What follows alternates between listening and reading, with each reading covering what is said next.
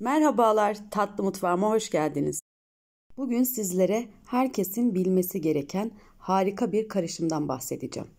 Sadece 2 malzemeyle hazırlayacağımız bu karışım, çocuklarda yüksek ateş, soğuk algınlığı, kuru öksürük, balgam sorununu Allah'ın izniyle ortadan kaldıracak. Vakit kaybetmeden yapım aşamasına geçebiliriz.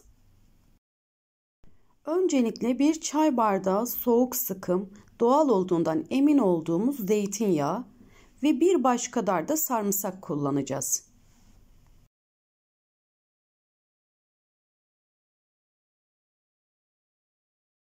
Sarımsaklarımızı soyarak başlayalım.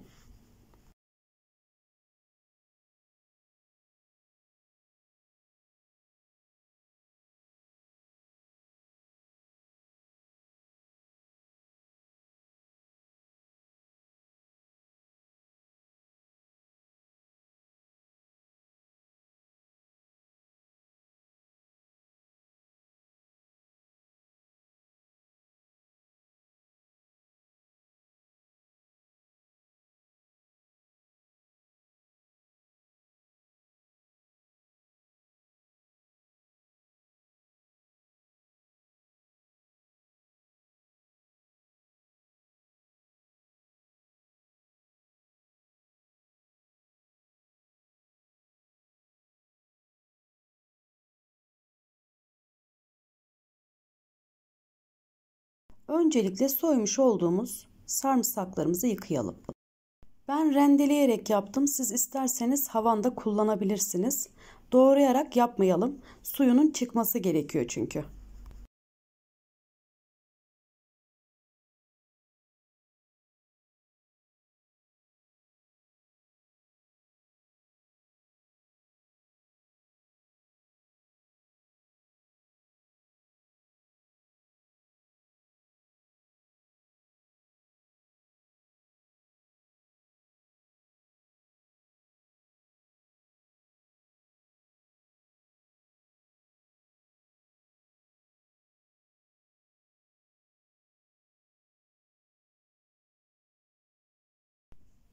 Kuru ve sterilize edilmiş cam kavanozumuzun içerisine zeytinyağımızı boşaltalım.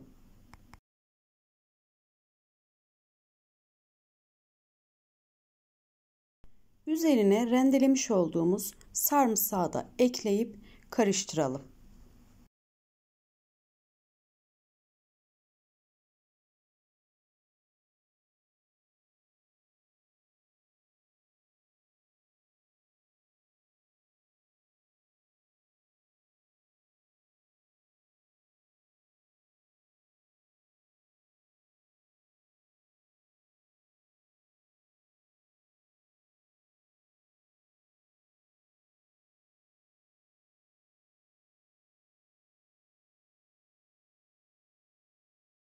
Evet, şu anda karışımımız hazır. Kavanozun kapağını kapatalım. 24 saat sonra kullanıma hazır.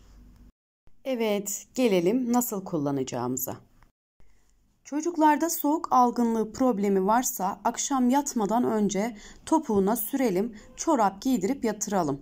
Sabah kalktığında sizler de fark edeceksiniz, Allah'ın izniyle soğuk algınlığı şikayetinden kurtulmuş olacak. Bu işlemi 2 veya 3 gün her akşam tekrarlayalım.